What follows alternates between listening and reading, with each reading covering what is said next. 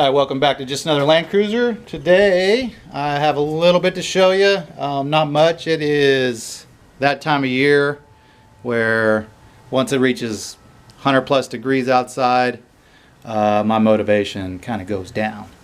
So yeah, this week it's been 104. I've spent the weekend out here, but man, it's just brutal. So let me show you what I got going on. So I got fenders back on. I have the inner fenders mounted. Everything obviously will come back off for paint.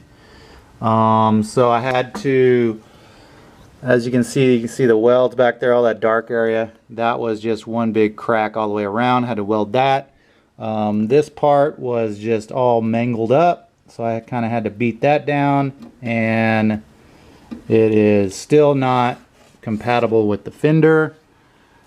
The problem I'm having is I do not like these fiberglass fenders.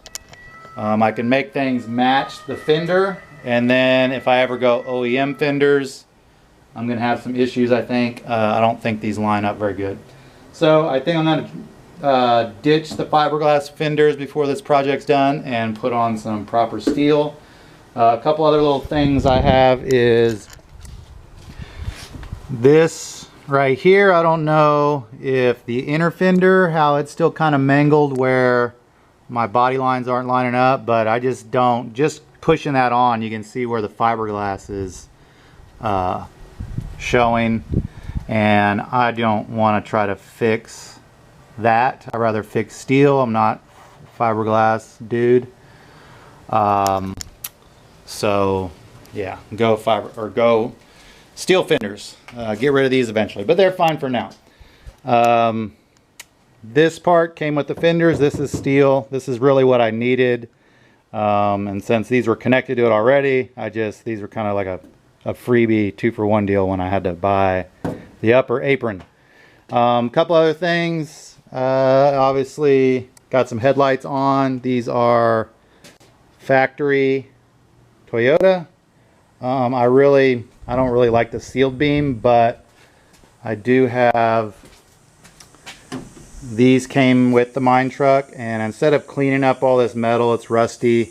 It was relatively cheap to get the whole sealed beam light and the screws and all that good stuff. It was like $21 a piece off Parts Q. Not that bad at all. So I got those. I got all the little plastic bits, you know, all the little plastic deals you're screwing into.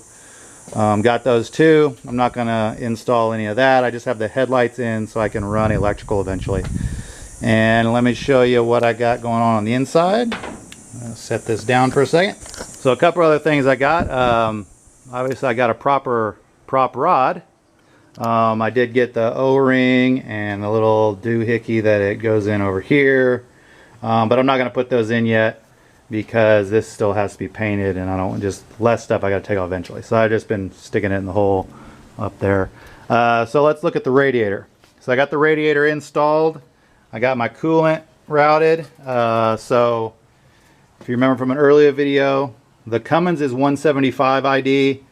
Toyota is mainly 1.5 inch, which is 38 millimeter. So this crossover pipe starts out at 175 and then next down goes to 150. So to find this hose, I just went to the parts store, to Napa, went in the back and found a hose that had somewhat a piece that did that. And it actually looks pretty good. Clears, goes around the filler neck. Connects here, and this hose also is used down there. So this one here, let me get a better look under here. This was the other piece of that hose, which had a nice kind of U shape, which worked good, and then I found this hose, same place, to go into the bottom. So got a 2-for-1 deal with this piece, and then found that piece. These do not have springs in them. I don't know if I need springs in them or not. I guess I'll find out when I first start it up and get the thermostat to open up and see if that doesn't collapse. I don't like the fact that that is just a little squishy there. I don't know how that's going to work, but if it needs a spring, I'll put one in. So to mount the radiator, this is a 60 series radiator, and you can see I dropped it down a little bit. I actually cut too much out of the support here, but I still may need to move this back a little more. What I did was take the radiator support out. I basically hacked off the whole part here that the radiator on a proper 70 series mounts to. And what I did was just booger weld in some 1 by 1.5 in its place, and that allowed me to bolt this down here. And then I used the old 80 series mounts that 60 series uses the same ones, and I kind of, let's see if I can get a better look down here. Yeah. So I welded that in, and it uses the little, whatever you call those bushings, but works pretty good. So as you can see, I don't have a whole lot of room, but with, find my electric fan here.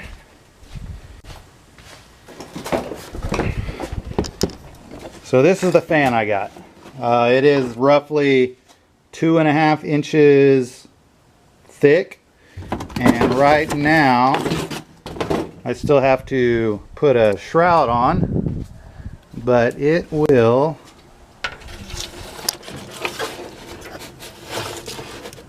drop down in there and have plenty of room.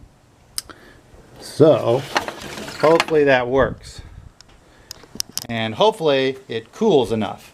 So on the 80, I have 2 electric fans, no shroud. I have a 16-inch and I think a 12-inch.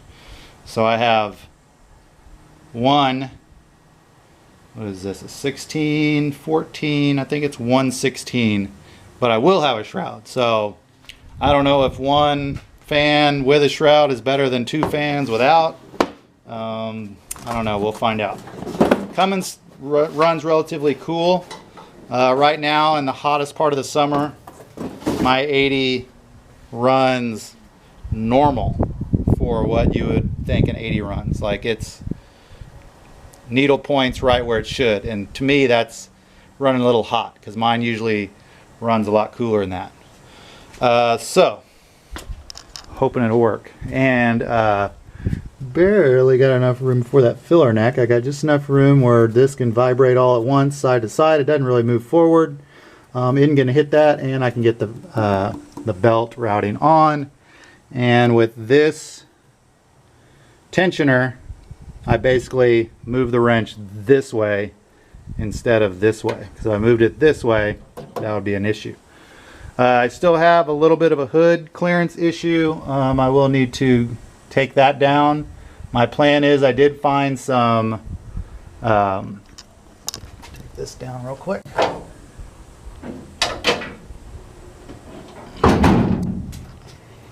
As you can see, about a 1/4 inch is what I need to get rid of. But, so what I'm going to do is I'm going to cut this out. I'm going to put a vent here and a vent here.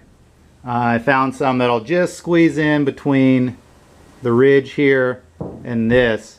That will actually still, I'll have to cut out that support, but shouldn't be the big deal since the vent will stiffen up the hood where it's mounted in.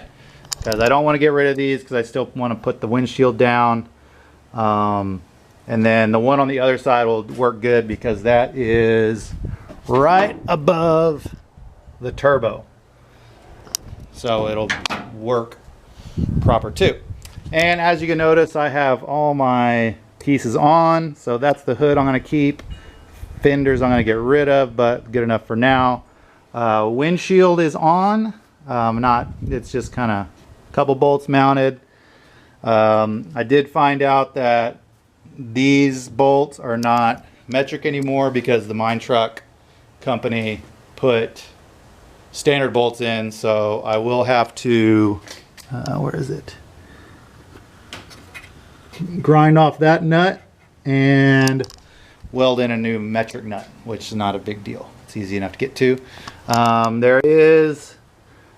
There's a bunch of pookie up here, so this is a rusty area. On the bottom part, it's actually pretty good around here, I think. So I don't know how much I'm actually gonna do anything to this. I'd rather just buy a new windshield frame and put the glass in. That's basically what I paid. Good money for the glass and just basically nothing for the frame because it came with the glass and the guy didn't want to take it out. It does have there's some rust on the inside of one of these I saw, but not bad. The roof obviously has to go. I mean, you can see the mine truck company, it looks like they rolled the damn thing several hundred times, but it's just thrown up there. I did buy all new weather stripping for here, even though that's relatively good, but wanted to get new. And then now I gotta start fixing stuff. Oh, did get some floor pans in. eBay Australia floor pans. A couple of you guys have mentioned to me that this proper 75 pans were available, and I think I got these shipped to my house for the pair. Was like 200 bucks. Thought that was a pretty damn good deal. It only took like, once again, like not even like a week. Slow rolled a week. A lot of times stuff from Australia gets here quicker than our ground stuff in the US. So I'll probably get to that. I need to watch a lot more YouTube videos and a lot of how-to before I even think about cutting. I want to do it right, and it seems like that can be easily go south on me if I'm not careful. Still have plenty of cracks and stuff to start welding up. This is the other spot that is going to take some work. So, you know, see how it goes. So I think that's about it. So I'll probably leave it in this configuration for a while, not take anything off. I'm tired of taking fenders and body all off. Everything's mounted, bolted on. So now I can start running electrical and doing body work, all that good stuff. So what I've done here is I got everything marked. I got my nice fancy label maker that prints shrink tubing. So I've marked all these ready to go. I actually like using these big crimp ends rather than solder. Just easier. I think it stays together better. And as you saw in previous video, I have all my sensors ready on the engine, so all that can start going. So my plan is to start simple. We'll get it to where I can start it with a key and then move on to charging, lights, do the simple stuff that I don't want to put in the dash yet, because there is some fixes I need to do up here. And I mean, the dash is relatively easy to take in and out, but need to do some fixes first. And one day I'll find some seats. That's on my agenda. And that's about it. So thanks for watching.